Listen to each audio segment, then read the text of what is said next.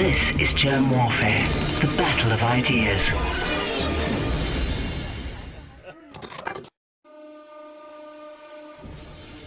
My name is Germ. This is Germ Warfare, the battle of ideas. Where's the button? There it is. Dmitry Orlov, thank you for joining me in the trenches. Thank you. I say the trenches, generally speaking, metaphorically, but I suppose relating to this conversation, it's more literal. I suppose I'm pretty far away from the trenches. A couple of days drive. How many days drive actually? 2. I suppose I could do it in 2 days. I was just chatting a moment ago about how the discourse has become so polarized and politically correct. But before we chat about any of that stuff, Dmitry, what is your background? I started out as a hardware engineer, computer hardware engineer.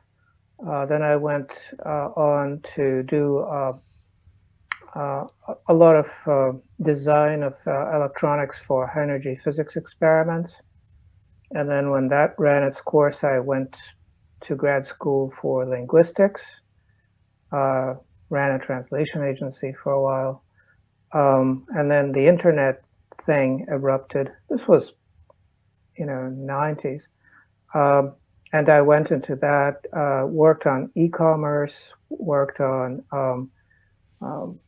online auctions, internet security, various other things. And then when I got completely fed up with corporate work, I decided to become a writer because I really, by that time, had something that I wanted to write about, which is the fact that the United States is traversing the same trajectory as the Soviet Union did with a delay.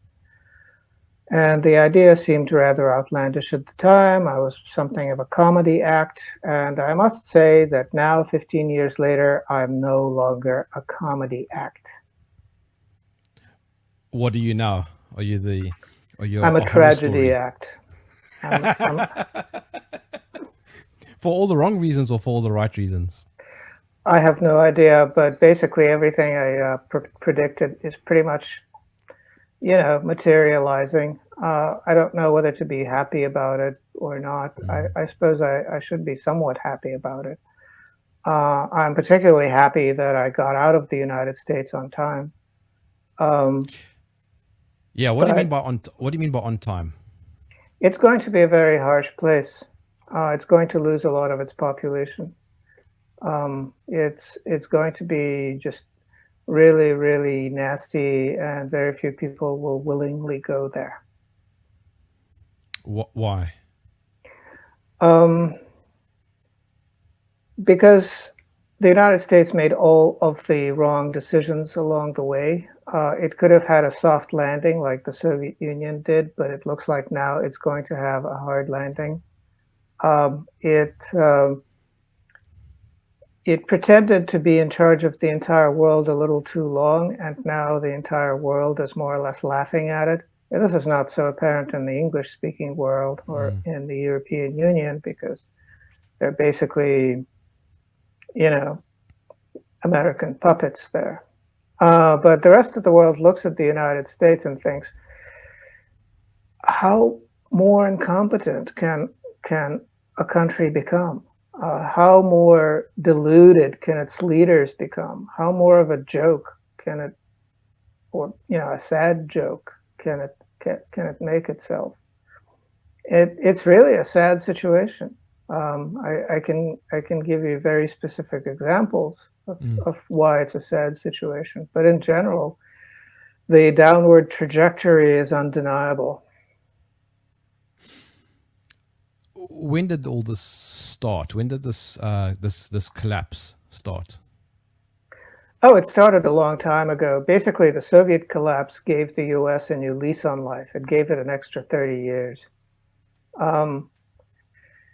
The USSR, before it collapsed in its heyday, let's say in the 70s and early 80s, it could have just pulled the plug on the United States. It could have just withheld cooperation and the United States would have collapsed.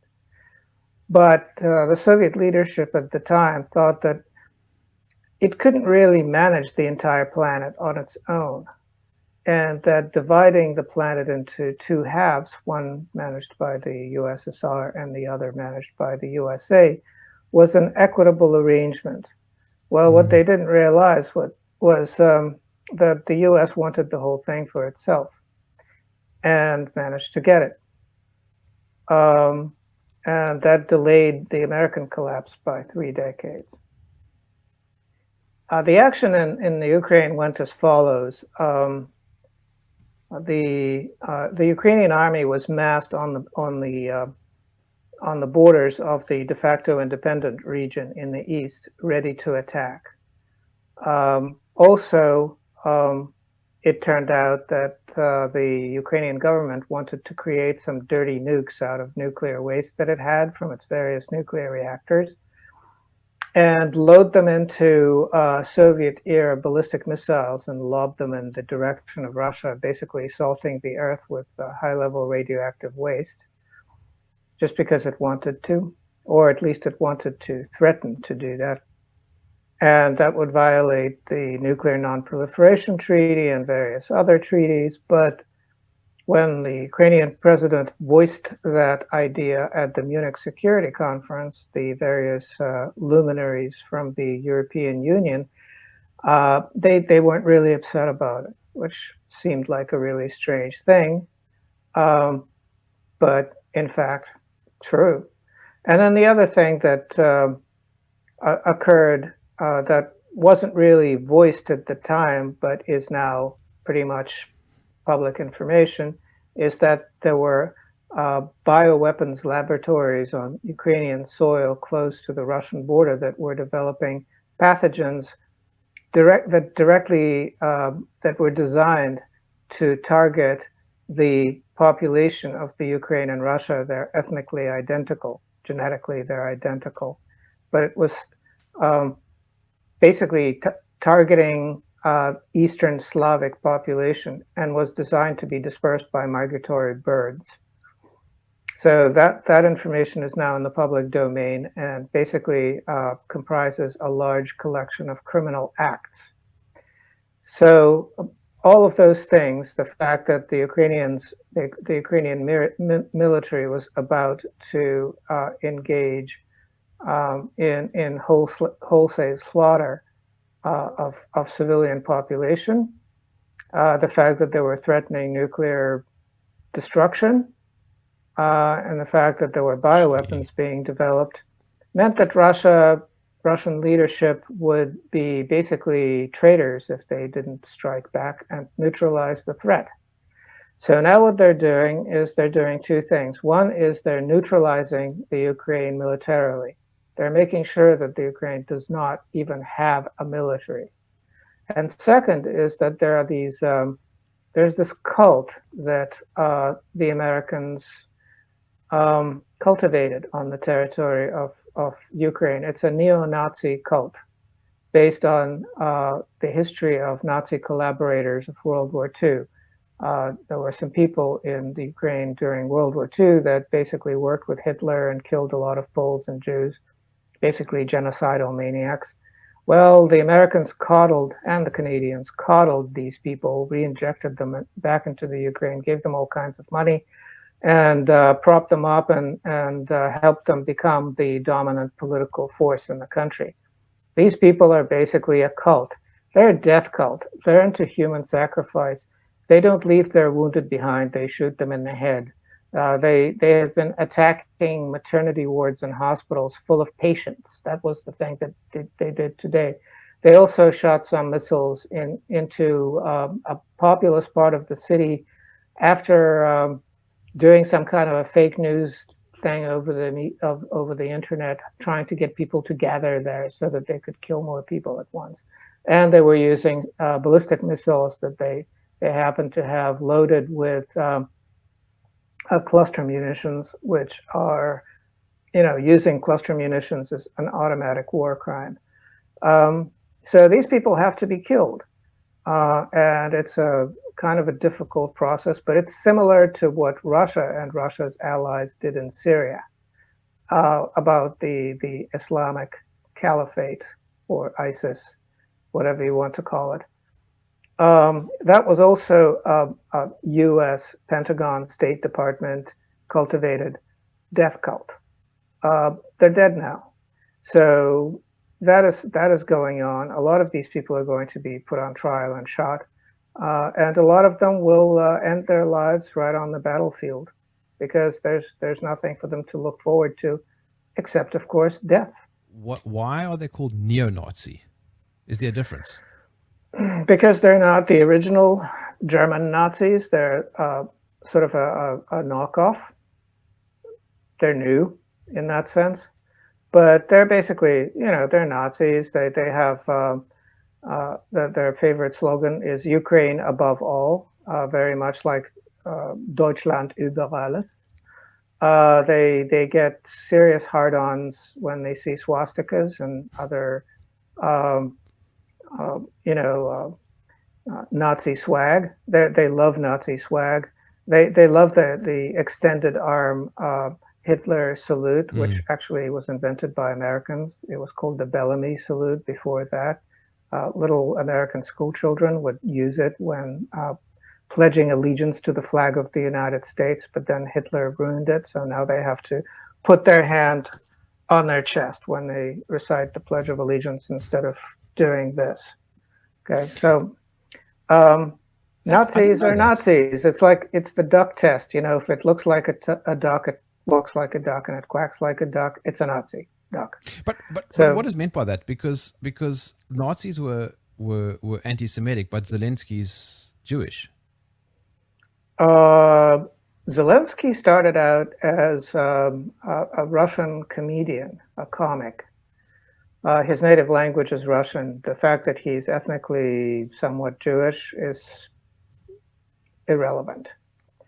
But then after he ran on this peace campaign, peace with Russia, peace with their rebellious regions, etc. But then once he became president, it was explained to him by his American minders, because the Ukraine is not an independent country, it's an American colony. But his American minders said that here are these neo-Nazis and you have to listen to them, because otherwise they'll kill you. So he learned to speak Ukrainian, he learned to act like a Nazi, and now he's kind of like a brainwashed maniac on drugs.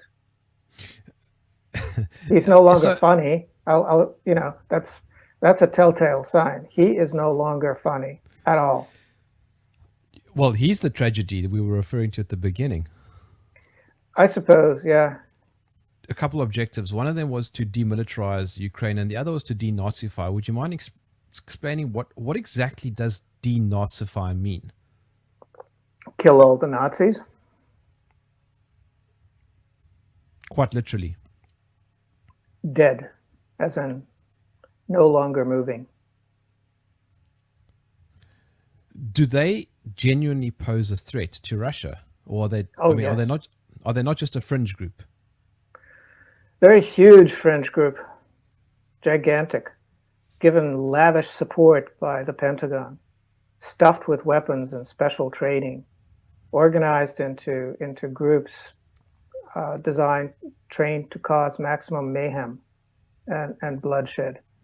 They're as nasty as ISIS. They're pretty much the same thing as ISIS, except non-Muslim. Okay, so for the purposes of clarity, Vladimir Putin was justified in this action. He was justified in this action. He had no choice. He would have had a gigantic political problem on his hands if he did nothing. Standing by while your people get slaughtered is not really a winning strategy. And what he did was perfectly legal. That's the other thing that people are missing. No laws have been broken. Okay, would you mind explaining that? there is no legally defined border between Russia and the Ukraine because the last Ukrainian president before Zelensky refused to extend the peace and cooperation treaty that defined that border. So the treaty lapsed and the border, poof, disappeared. Nobody knows where Russia ends and the Ukraine begins. So that's number one. Number two, any claim of sovereignty that the Ukraine might have is negated by the fact that it doesn't grant or safeguard the rights of all of its citizens. Basically, it oppresses the entire Russian-speaking majority of the country because these neo-Nazis that the Americans have installed are in charge. They're forcing everybody to speak this fake language called Ukrainian that somebody just came up with. It's a concoction of various village dialects with a bunch of Polish thrown in as flavoring. But everybody is being forced to speak it. Everybody is being forced to, quote unquote, blame Russia, vilify Russia. That is absolutely a requirement. And at this point, they're pretty much shooting anyone who doesn't agree with them. So they have to be done away with. And the claim that there's some sort of sovereignty, first of all, the country was, until the Russians rolled in, managed by remote control by the Americans. And secondly, because it didn't really provide for the rights of its citizens, it doesn't have any sovereignty under international law. It's not a legitimate state. Nobody wants to touch the Russian army. There are these NATO clowns that parade around and lose every single conflict they get involved in, and the only thing that they're good at is bombing from the air. That's it. But anytime that they go into a country and train the local military and arm it to the teeth, the result is an absolute complete fiasco joke. Absolutely ridiculous. It happened in Afghanistan. You saw how quickly the Afghan army folded. $80 billion worth of weapons, just basically abandoned. In 2008, the war of 08 that took place during the Beijing Olympics, when the Georgians decided to start shelling Russian peacekeepers in a neighboring province that they thought was theirs. That was also a U.S. and Israeli trained military, and it folded in 2 days. Gee. It folded like a cheap plastic folding chair. And we're observing something similar in the Ukraine now, which is much bigger, much better armed, has a mighty military history of helping the Russians and the rest of the Soviet Union defeat Hitler. And it is a bit of a fighting force still, even though its weapons are obsolete and its morale is very, very low. Most of the reason that it's still fighting is because there are this Nazi scum embedded with just about every fighting group. Every battalion has a few of them. And they will shoot people if they don't fight. They will shoot deserters. If it wasn't for that, most of the Ukrainian military would just basically, wave the white flag, surrender. A lot of them are doing it anyway. I read an article recently that said that the CIA was closely involved with Zelensky and, of course, the neo-Nazis. How true is that? It is very true. He basically has had probably, I'm not sure about now because the Americans basically turned and ran, because Americans are deathly afraid of Russians. That was clear in Syria, where the Americans are sort of in Syria, but they're very afraid of getting in the Russians' way. So they keep out of the way. But basically, as soon as it became clear that there was a military action taking place, all of the Americans and all of the NATO people just left immediately. Why is there so much hatred Dmitry, between the Ukrainians and the Russians?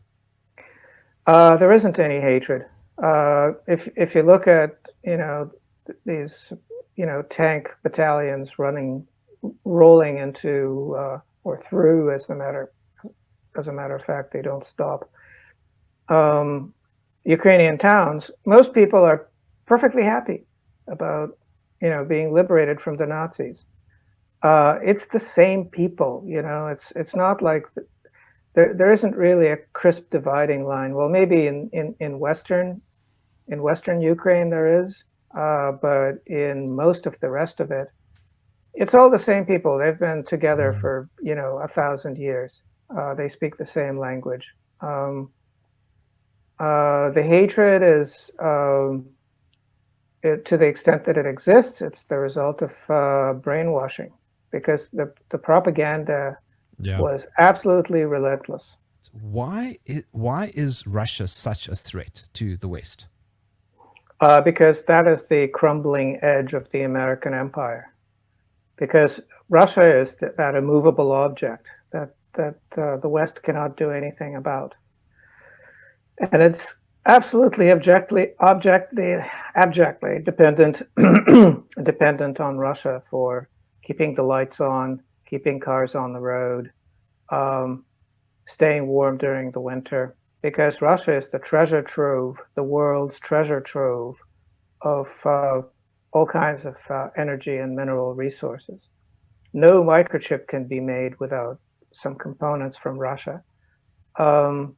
There's really no replacement for Russian oil or natural gas or enriched uranium or fertilizer. The list goes on and on. And so what happened now is all of these sanctions were imposed on Russia that basically untied Russia's hands. So you look at Western companies pulling out of Russia. Well, that's great, because they're freeing up market niches that Russian companies can now occupy. And that means that the profits that left the country before are no longer leaving the country and can be reinvested in the Russian economy. They're not feeding some foreigner somewhere. Russia also spent a lot of money on intellectual property, patents, things like that, licensing fees for Western technology.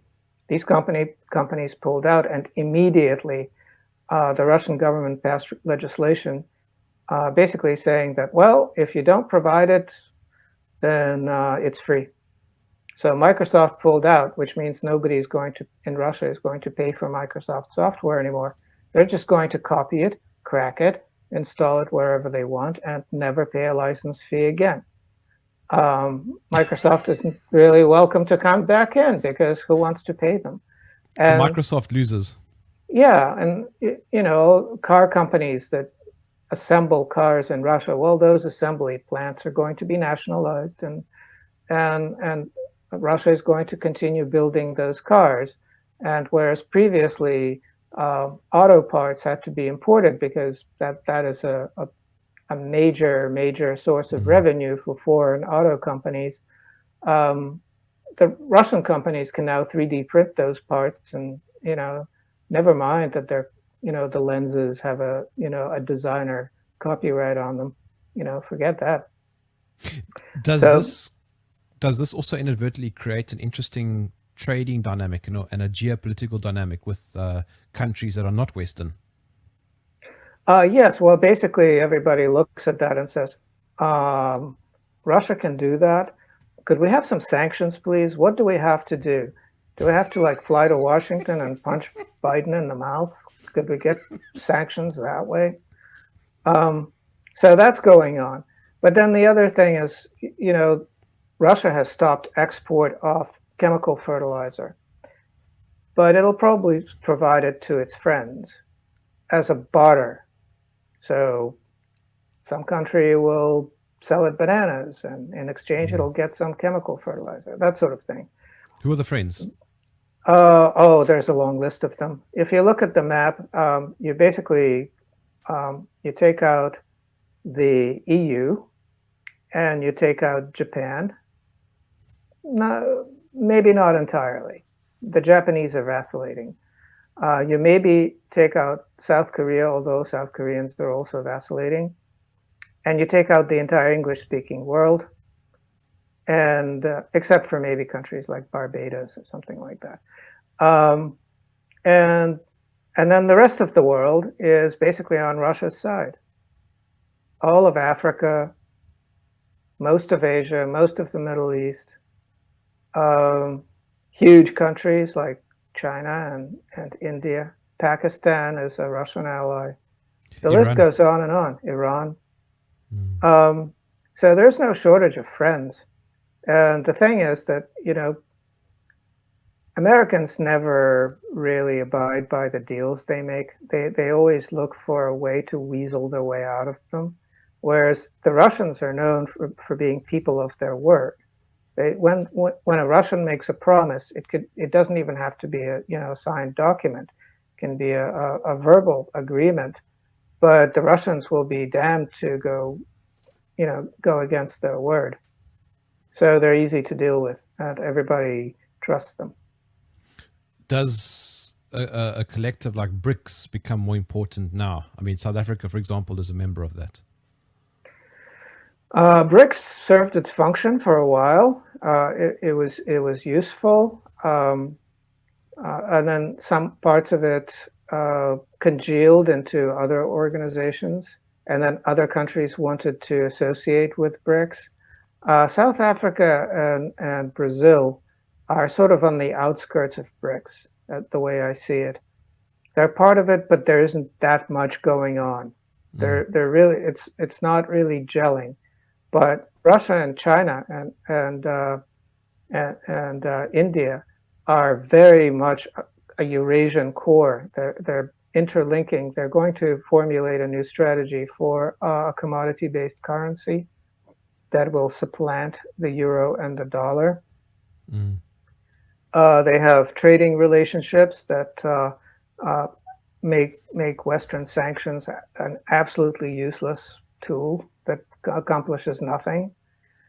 And so there's a lot of international cooperation that's going on that is basically leaving the West, the collective West, behind. South Africa is not really part of it, but it's part of the Anglo-speaking zone, so it's associated with it. The countries that you mentioned are notoriously the commie Eastern Bloc. We don't want that. We certainly don't want their influence in the future. Well, now that capitalism has failed, it's time to look at what else works, and what else works is Stalinism, not political Stalinism, but economic Stalinism. That is basically what the Chinese built their entire industrial empire on top of. They took the best that Stalinism had to offer and made it work within a pseudo market economy mixed with a huge government component. Russia is doing exactly the same thing. It went all free market under American tutelage in the 90s, and then in the noughts discovered that government involvement is absolutely necessary to make anything work in Russia. So all these giant projects that became government sponsored and made a huge difference. And now that the Russian stock market has plummeted and all these Western interests have headed for the door, losing money like crazy because of the exchange rate getting crashed. On top of that, the government can just pick up companies, pennies on the dollar, as it were, and nationalize quite a bit of Russian industry and follow more in the footsteps of the Chinese, probably achieve the same stunning success. Do you not fear the over-centralized control aspect of it, though? It's good for some things, it's bad for others. So if you over centralized hairdressing salons, then that's probably not going to be very good for the quality of the hairdressing. Um, but if you completely centralize the entire nuclear industry, then you've done a great thing. Well, speaking of nuclear, the media is being overrun now with World War Three. World War Three. How realistic is that? It's not realistic at all because what's required to fight a nuclear war is having a winning strategy.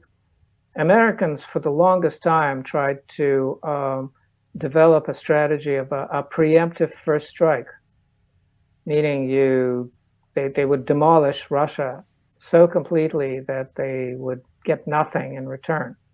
Because even if, let's say, New York, Chicago, Los Angeles, Washington, a few other cities get taken out, the United States would never recover.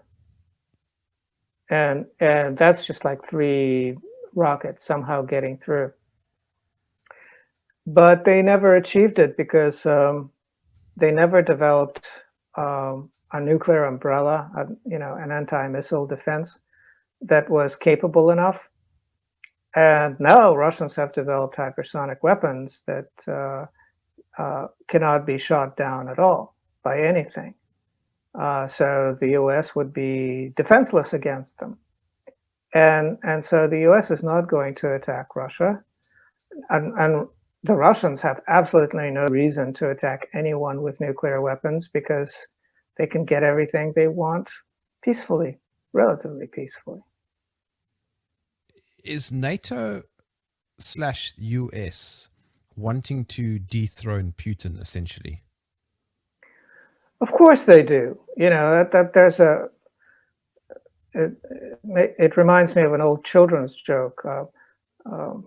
Children at the zoo ask the zookeeper, is it true that the hippo can eat 100 kilos of cabbage a day? And the zookeeper says, of course he can, but who's going to give it to him? Same thing here. Of course they want to dethrone Putin, but who's going to let them? Not the Russian people. So it's this futile dream that they have, I guess. The man has 75% approval rating in the middle of a war, of course, which tends to boost the approval rating of anyone, especially if it's, if the war is a cakewalk and they're winning easily. But that's just a ridiculous thing. More important is what does Putin want to do with NATO? And I think Putin wants NATO to disappear. How do you do that? Well, there are any number of ways, really. One way to do it would be to have some kind of an accident happen that affects a NATO member country in a way that makes other NATO members not want to have anything to do with it because they're cowards and they don't really care. And then next day, NATO would disappear because their vaunted all for one, one for all strategy is suddenly shown to be nothing. And they're going to do what they always do, which is cut and run. And then NATO would be over and peace would break out and everything would be fine. Tensions would lessen. Yes, I get the impression that everything that I thought I knew about NATO and the West is completely inverted. I can't think of any examples where they've gone in and left peace and a thriving, flourishing population. They destroy countries and then the Americans move in and steal that country's gold and anything else they want to take. They mostly care about gold and oil. Those are the 2 things they care the most about. It works pretty well with gold. They got Libya's gold. They got Iraq's gold. They got the Ukraine's gold. They basically flew in a jet in the middle of the night and confiscated all of the Ukrainian gold. Sheesh. and they're very gold hungry. The U.S. is a very gold hungry country, and nobody knows what's really going on. But my hunch is that they've been quietly selling the gold to the Chinese, who've been accumulating huge amounts of it, as a way of keeping the Chinese from dumping all of this U.S.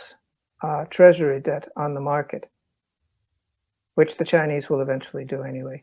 But it's a way of forestalling the inevitable. Yeah, that's going to shoot themselves in the foot. What? Americans getting rid of their gold.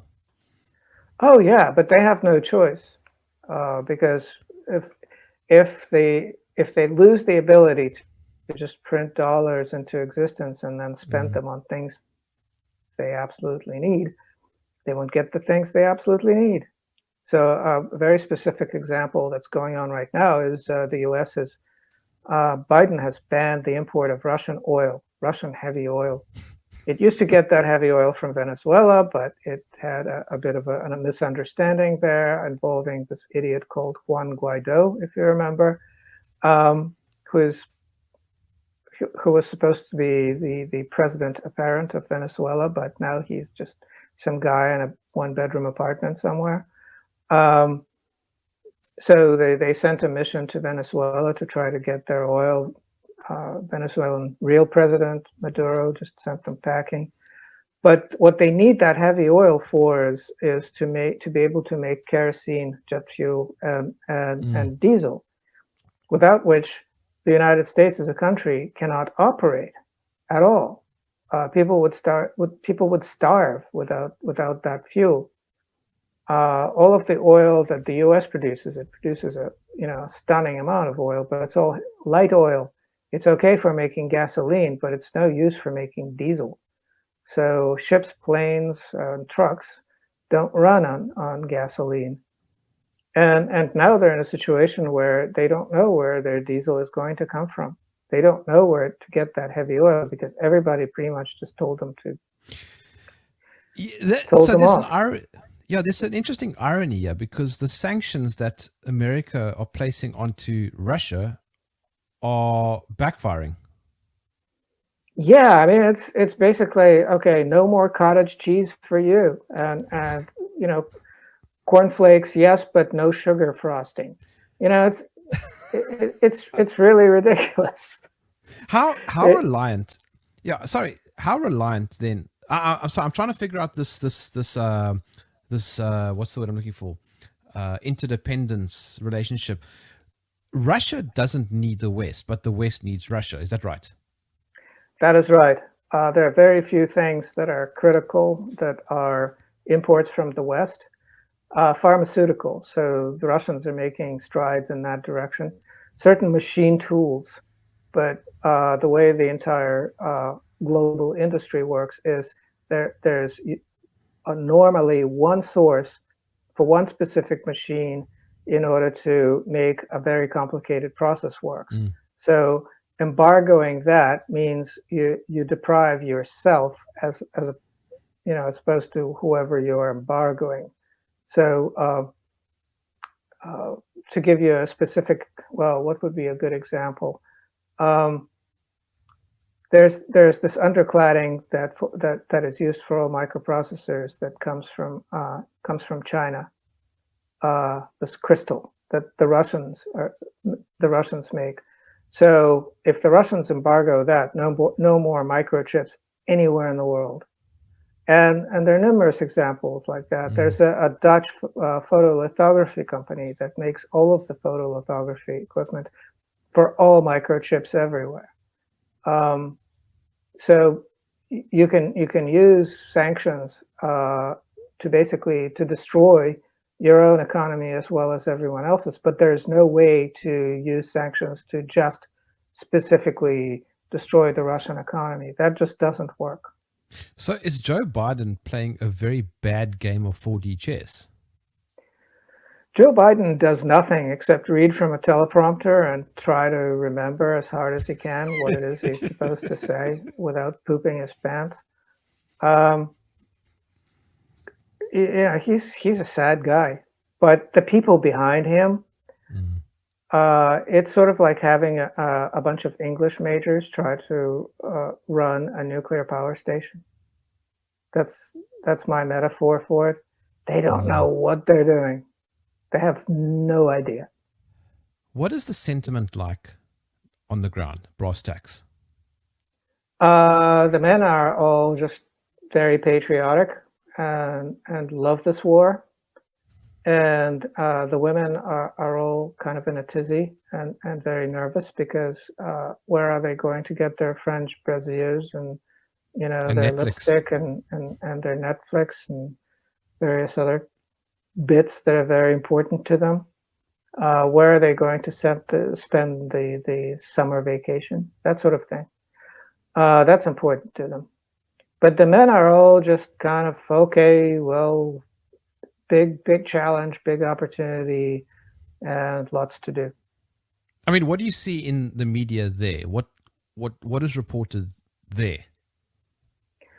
Everything, basically play by play of this war. So, for instance, today we got to see a bunch of dead bodies from the cluster munitions that exploded in downtown Donetsk.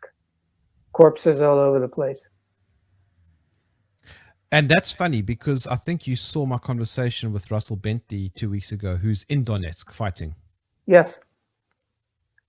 Is what he's saying accurate? Because I have received a pile of messages, and I mean a lot of messages saying, how can I have him on? He's just Russian propaganda. He's lying. He's not lying. I watched, okay, I'll have to confess, I didn't watch the whole thing, but I watched half of it. I didn't spot him lying once. Well, some people think that war is something you watch on television, and other people think that war is something you fight with tanks and mortars and rockets. Sure. I tend to think that just lying 24/7, it works. Okay, you basically keep a whole bunch of people entertained and completely confused. Very important to keep in mind that these people don't matter at all. They don't live in a democracy. Their vote is just some artificial nonsense exercise. And so keeping them misled, it doesn't really matter. It's much more important that the people in the Ukraine itself have been heavily brainwashed, and it will take a long time. Never mind the Nazi cult members; they'll be dead. Mm. Okay, but the rest of the the population, the civilian population, will take a few years to overcome the psychological damage from being subjected to this constant stream of propaganda for 8 years. Once they find out the truth, their little world is going to collapse, and they'll need to be psychologically rebuilt. They'll need some expert psychologist involvement in order to bring their personalities back to something reasonable. They'll go through all of the various stages of anger, bargaining, all the way to depression, and then they'll have to reemerge from that depression with a slightly different worldview and perhaps even a slightly different personality. So those are the ravages of propaganda on the actual population that is involved in this directly. Just on that, and by expansion, what in reality do you think is or was Putin's relationship with Trump? Because I watched an interview with him yesterday, and he just shoots from the hip the whole time, and he says this would never have happened if he was still president. I don't know. Trump never really decided anything either. I mean, these U.S. presidents are figureheads. I keep telling people that, one, the U.S. is not a democracy, and two, it doesn't matter who's president. There's always a war. No matter who's president, there's always a war. Trump wasn't even taken seriously until he just lobbed a bunch of Tomahawk missiles at Syria. The Syrians shot most of them down. and quite a lot of them turned out to be defective and just fell in the sea. Some of them, you know, hit some worthless target, but that doesn't really matter. You know, that matters to the Syrians and the Russians who watch Yeah. this and say, these people are a bunch of clowns. But the Americans say, okay, our president actually attacked a country. He's a real president. He's not just some peacenik stooge. You know, he's a real man who blows things up.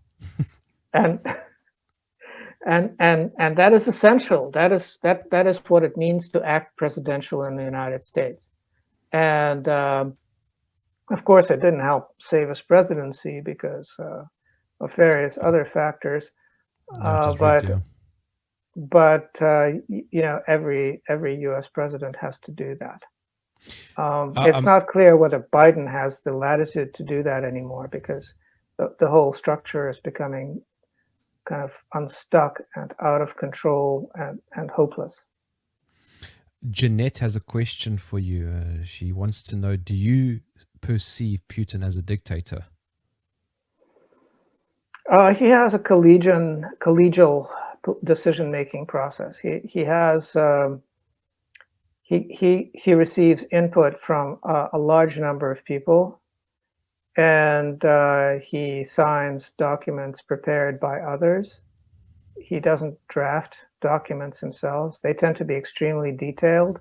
He's a very detail-oriented person. He gets into, you know, the minutia of many things, but he's just one person, and he's not a figurehead. He does provide a general sense of direction, but to say that he dictates,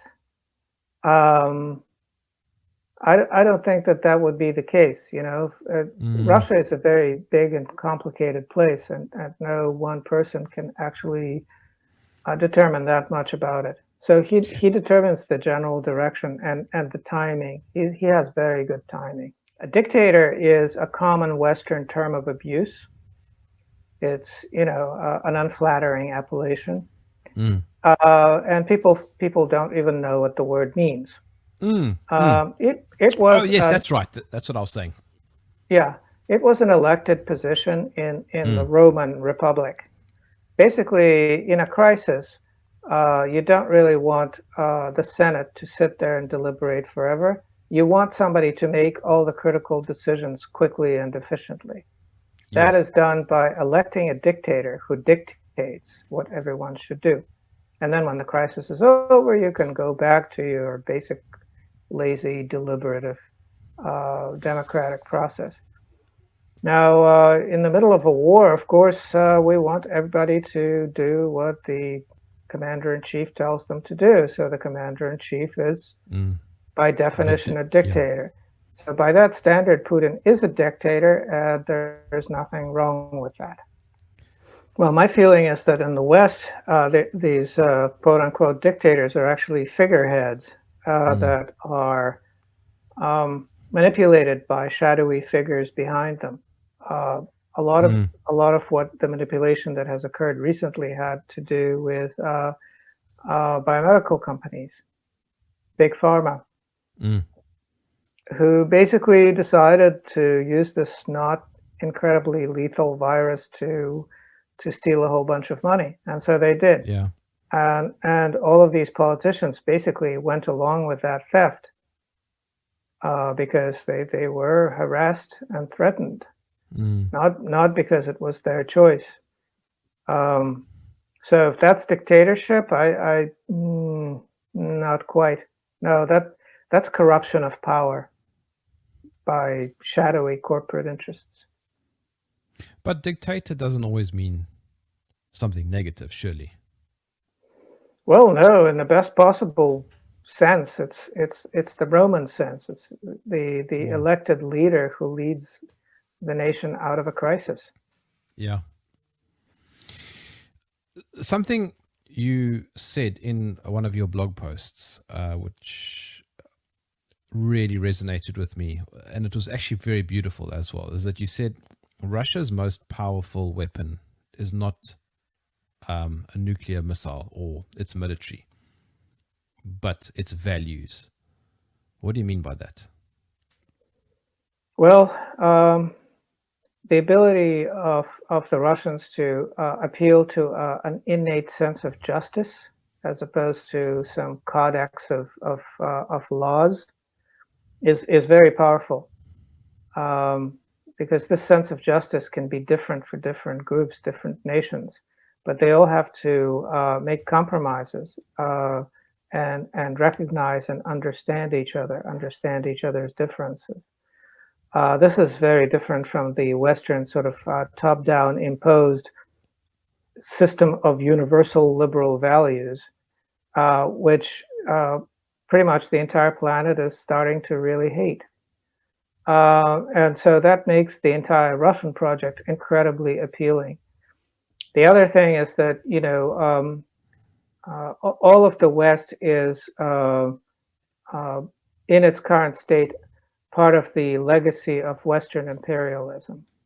It's a kind of even a stupid sounding thing to say. It's trite.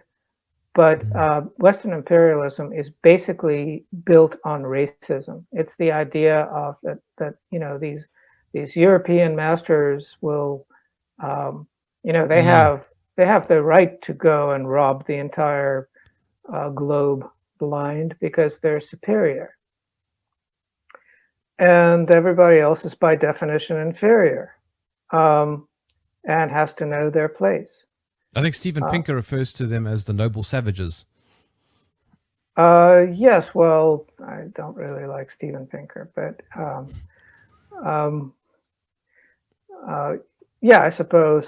But anyway, this is very different from how the Russian Federation operates, which is basically a collection of over 100 different nations, each with its own history, Massive. language, tradition, all of them treating each other as equals, but understanding that they can achieve greatness by coming together around this Russian core. And it's a cultural core. It's not that there's this dominant tribe. It's very diffuse around the edges with a huge amount of intermarriage. It's mostly centered on language and culture. A common cultural code. And the code of the Russian army is part of that cultural code. It's an army that never attacks anyone, but whenever it is threatened, it wins. Does Putin yearn for those good old days? I think most Russians do, so he's not very different from them. I think that the fantastic humiliation that all of the people of the Soviet Union suffered during the 1990s, and some are suffering to this day. Some countries never recovered at all. In some places, the situation is getting worse and worse continuously. Ukraine is one of them. People do remember those days, and the funniest thing is that if you ask people, say in the Ukraine, what do you think of the Soviet Union? The people who are the most in favor of the Soviet Union are the ones who are too young to have actually seen it for themselves. That's interesting. Imagine that. It appeals to young people and to old people. The people in the middle who actually had experience with it are sometimes quite equivocal about it, because there were good times and bad, good elements and bad. But the young people see this as an age of glory that they would like to see rekindled in some way. Do you think that the West's perpetuation of hyper-individualism has also been part of its downfall? Yes, I think so. I think that basically hyper-individualism destroys families, and if families are destroyed, they don't bring up enough happy, healthy children, and then the entire society sort of deteriorates from there. you But I mean, Dimitri, basically you sorry, go on. basically have to look at life as a sacrifice in favor of others, and then others will sacrifice something in for your sake, Mm. and then you can achieve greatness. But each separate individual is basically just a worm. Russia is very much about men being men and women being Mm. women and children being above average, um, and knowing who they are from a young age and never wavering once. That seems like a normal Russian way to be, Yeah. and not just Russian. Uh, it is it's a human cultural universal to dislike perversion. And the other thing is, and on this I defer to Camille Paglia, who is a lesbian and a feminist, who wrote an entire book, giant tome called Sexual Personae, in which she argues that all of this sort of sexual diversity is a symptom of a dying culture, Yeah. lavishly documented with lots of examples throughout history. And so if you have a dying culture, then yeah, you're going to have this stuff. There's nothing you can do about it. But it's just a symptom. It's sort of like, well, if your heart is failing, then you have water accumulating in your lungs. You've said before that this is not an invasion, it's an incursion. Would you mind explaining that? Well, I don't think Russia is going to militarily hold that territory. The Russian army is sort of like the army ants that they have in the tropics. Mm. When the army ants arrive, what you have to do is, take off and go camping for a day or go visit the neighbors, because what the ants do is they absolutely, uh, will go through the entire house. They will eat all the dead animals hiding inside the walls. Uh, they will they will take care of all of the dirt that's accumulated there, clean it out, eat it all, and then leave. And so that's what the Russian army is doing in the Ukraine. It's basically cleaning out all of these Nazis. It is making sure that the Ukraine will never pose a military threat. There are some objects, such as the nuclear power plants and various other very dangerous things, Chernobyl, for instance, that it's never going to relinquish control of, because nobody can be trusted to control things that are that dangerous. These nuclear power plants are obsolete, and they're going to remain dangerous for the next 100 years. Somebody has to make sure that they're under tight control. But the rest of the country it's rapidly depopulating. Millions of refugees are flowing out. Most of those people don't really care about the Ukraine very much. In fact, they've always been promised that they'd be part of Europe. So leaving the Ukraine and going to Poland and Germany is the way for them to become part of Europe, and they're pretty happy about that. In fact, they have an attitude that this is all ours anyway, because they've been brainwashed into thinking that Ukraine is the greatest of all, and that they're a gift to the world. And so that they'll never come back to this destroyed place, because they're not into heavy labor needed to rebuild it. They don't have any patriotic sense. They never had. They just had this cultish devotion to this phantom called the Ukraine. And so it'll be an empty place. It'll be an empty place. There are countries that have corruption as a kind of a problem, and then there are countries of corruption. So the United States is a good example of that. It's not a corrupt system. It's a system of corruption, because corruption there is legal. The Ukraine is a system of corruption. It is an entire system designed to strip mine and rob the place to enrich a small number of people, who then take their wealth and flee and buy mansions in the surroundings of London. Would you say that Russia is more peaceful and cohesive than America? Definitely. Yeah. Definitely. Why? Is it just cultural, or is it because of fear, or something else? Well, the Americans are extremely afraid as a people. They are afraid to let their children play outside unattended. They're afraid of their neighbors. They're afraid of getting shot by their neighbors. They're afraid of a stupid car accident escalating into an altercation leading to gunfire. They're afraid of their attacks of their Internal Revenue Service, which could just like steal everything from them. They're just endlessly afraid of everything. They live through life in trepidation. The Russians don't have that. They're pretty comfortable with themselves and their surroundings and each other. It's a very peaceful place. I have a 12-year-old niece who can walk through the center of town alone in the evening. There's no chance, and this is a town of 5 million people. There's no chance of her getting assaulted or anything like that.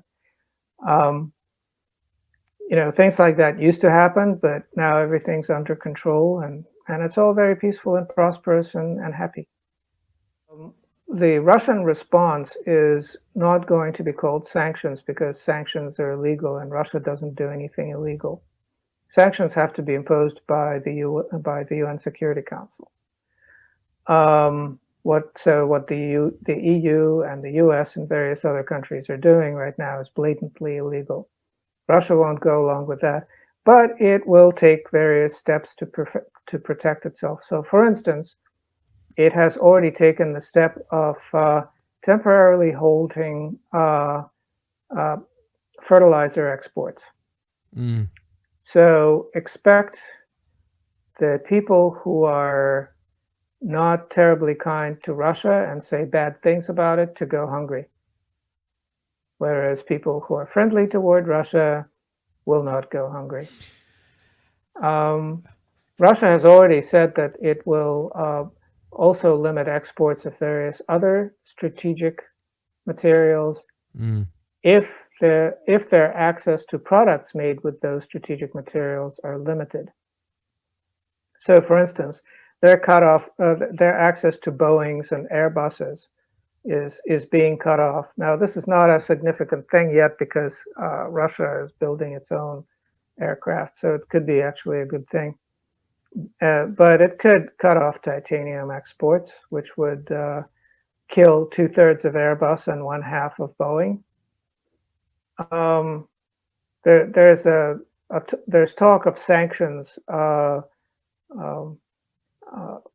that would limit Russia's ability to buy microprocessors, microchips. Most of those are made in Taiwan, which is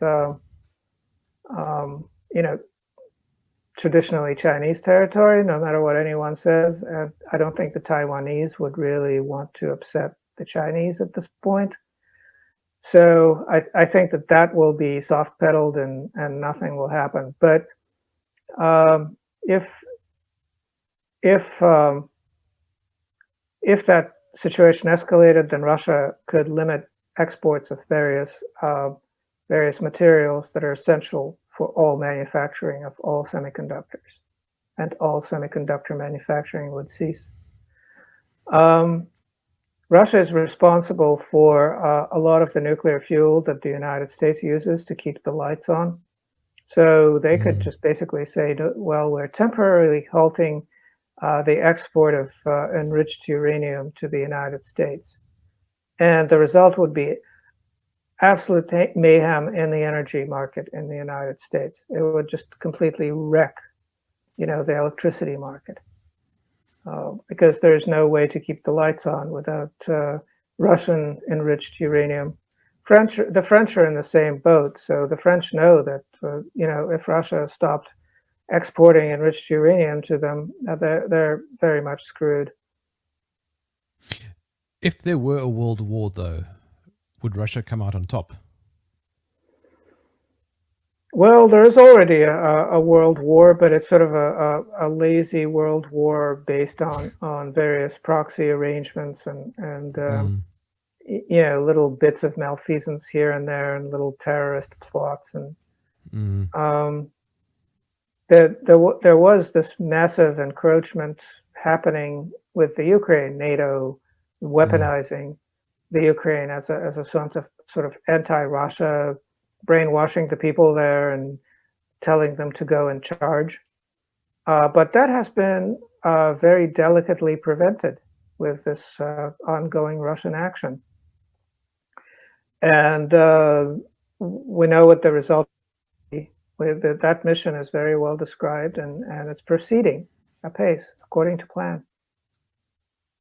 What is Putin's exit strategy? He doesn't need an exit strategy. The Ukraine is traditionally part of Russia, so the only thing to be worked out is to what extent it's going to be associated with Russia. First requirement is that the entire territory of the Ukraine is going to be militarily neutral and demilitarized. So all of that Soviet-era war material that it had is being blown up and confiscated. So the Ukraine is going to have, you know, small arms, you know, everything needed for local police action, but it will never be able to threaten Russia. Second, it has to be denazified. So all of these war criminals have to be rounded up and put on trial and probably shot. Probably, you know, Russia has a moratorium on death sentences, on executions, but Donetsk doesn't. So they could be put on trial in Donetsk and shot. I would probably volunteer for that detail. Shooting Nazis, that would be cool. You can join Russell. Yeah. Now me and Russell are, you know, we'll pull the trigger. Yeah, so that's requirement number 2, and probably the third requirement is a fuzzy one, which is self-determination. Let the people of the Ukraine find out how they want to be governed and how they want to work together or not. You have to keep in mind that, you know, basically these Ukrainian regions, getting them to cooperate is rather tricky because they all want to go their separate ways. It's very much unlike Russia because the place is very balkanized. The governing regions, the neighboring regions, they might be indistinguishable from each other to, you know, from an outsider's point of view, but the locals, they don't like each other. They don't trust each other. They have a 1,000-year history of not trusting each other, and they're not about to break that pattern. So the best situation there is a loose confederacy. If the media is anything to go by, the Russians are just killing civilians everywhere, and it's just hospitals going down, and it's a disaster. That's all lies. The Russians, the only time they attack anything having to do with civilians is when the Nazis hold up in there. So the Russians did destroy a maternity ward, but there were no women in it. There were 0 women there because the Nazis went in there, they pushed all the women, all the pregnant women out, and all the women who had just given birth. They basically told them to get out of there, and then they holed up in there and started taking pot shots at the Russians from there, trying to draw fire on themselves in order to present this particular picture for Western news coverage, because that's important. Which is exactly, yeah, and that's what happened. We saw photographs of women running out of the hospital carrying their babies. That woman is a beauty blogger. Yes. Her name was photoshopped in there. That's a deep fake. Wow. This propaganda war is something else, isn't it? I don't know. Well, there's only one way to end it, and it's a ploy called, "Hey, look, there's a squirrel." They'll have to come up with something for everybody to rush over and look because everybody's tired of this Ukraine nonsense and still can't find it on a map. And it's just old and tedious. So there's got to be something else. There's got to be like a baby down a well or something that they can concentrate in for a fortnight. In front of you, there's a crystal ball. What do you see?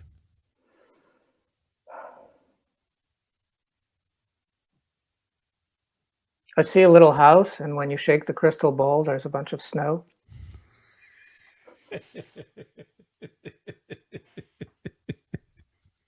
That's the most literal answer yet. Well, it's my house. I just bought one, and there's a lot of snow there because it's up north. By the way, what's the weather like right now? It's actually incredibly warm. It's like +3 Celsius. Where can people follow you? Well, the easiest probably way to find me is by typing in cluborlov.com into your browser. There are a few more clicks to follow after that to find what I'm actually doing, and it involves paying a little bit of money because I hide behind a paywall. The information that I put out is basically, because it's controversial, I offer it as a commercial offering between consenting adults. So there isn't really any way to attack me on that. I don't even know what controversial means anymore. It's anything that isn't part of the establishment. Controversial is anything that gets people screaming at you and making death threats. That's my definition. I've had a lot of that, so life is better without that. And getting people to pay a little bit of money is a really good way to just get rid of all of that. Once somebody has paid you a little bit, they're much more polite.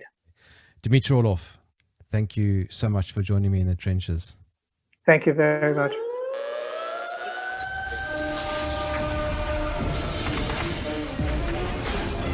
If you enjoyed this podcast, please visit supportgerm.com.